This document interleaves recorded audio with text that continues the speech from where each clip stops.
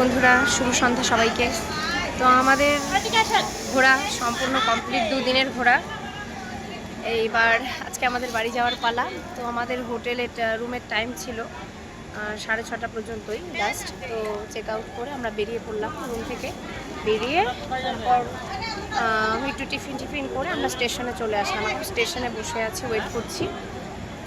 তো আমাদের ট্রেন দেরি আছে, 9টা কি 9:15 এরকম দেখাচ্ছে এখন টাইম। পরে যদি আবার লেট করে তাহলে আরও দেরি হবে। তো আমরা বেরিয়ে পড়েছি, এখন বসে আছি। আমার মা বসে আছে, আর আমার ভাই বিশাল গেল একটু জল নিয়ে আসতে আমাদের জন্য। জল কিনতে গেছে, জলটা শেষ হয়ে গেছে। আর এই যে হাজব্যান্ড, যে জানু, আর ওপরের যে সিটগুলো ছিল বসার সব বুক, মানে সবাই ফ্যানের নিচে বসে আছে, একদম বুক, বসার জায়গাই নেই। এই যে এখানে একটা ফ্যান পেয়েছি, তো ওই ফ্যানের নিচে আমরা বসছি, এখন ওয়েট করছি। এই যে জানু বলো, আমি বাড়ি চলে যাচ্ছি।